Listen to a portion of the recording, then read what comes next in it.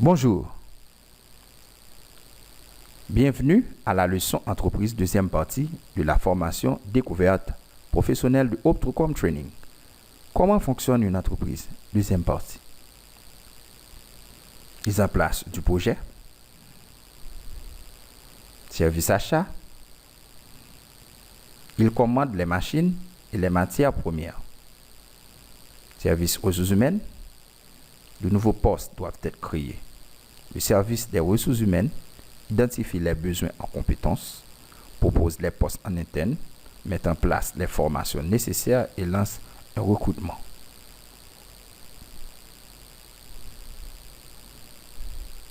Production et lancement. Service production, il réalise les premières pièces et en contrôle la qualité. Les tests sont concluants. Service logistique, les premières pièces sont stockées dans le magasin de l'usine. Service marketing et communication, par exemple, des actions sont lancées pour faire connaître la marque et le produit Fouiglis vers les processeurs de rollers, vers les fabricants de rollers.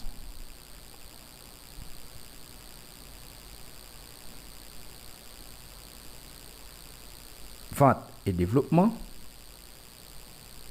service commercial, il prend les premiers rendez-vous avec les clients potentiels et présente le nouveau produit Fouiglis, distributeur d'articles de sport et fabricant de rollers.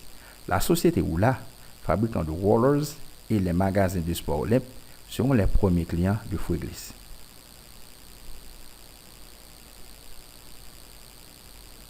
Service logistique, il prépare le transport des articles commandés et les achemine chez les clients.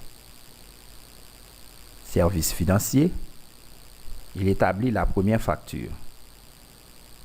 Un projet, des engagements. Une entreprise réunit salariés et dirigeants autour d'un projet. Relation entre employeurs et employés.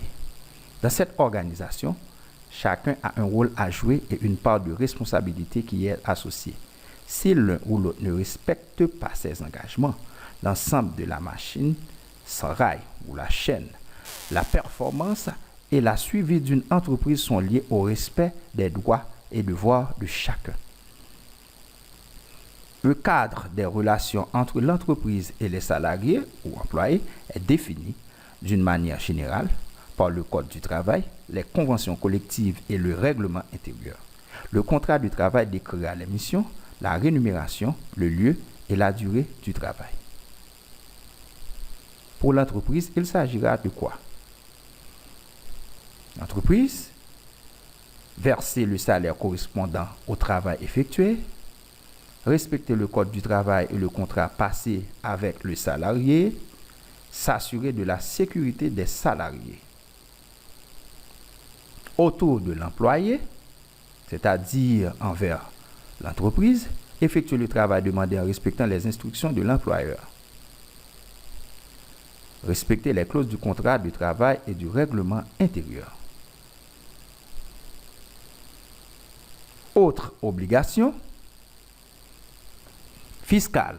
Une entreprise paie des impôts et des taxes à l'État, à la région, au département et à la ville où elle est installée. Ces charges servent à financer des hôpitaux, des écoles ou encore des réseaux de transport en commun. Social. Une entreprise paie des cotisations pour la protection des salariés, pour leur retraite, leur sécurité sociale et pour leur donner une assurance en cas de chômage. Juridique. Une entreprise doit choisir un cadre légal pour exercer son activité. Elle doit se déclarer auprès de l'État et des organismes chargés de percevoir les cotisations sociales, les impôts et les taxes et respecter la législation du pays. Comme tout citoyen, une entreprise doit respecter la loi.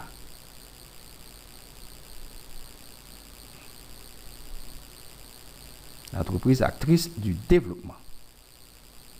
La société change, ses valeurs aussi. En créant des emplois, en participant à la formation des salariés, en innovant, les entreprises participent directement à son évolution. Le développement durable est donc au cœur même du métier d'entrepreneur. Les entreprises agissent. L'occasion de prendre en compte les aspirations de la société et d'affirmer sa volonté de contribuer à l'amélioration du mieux-être collectif.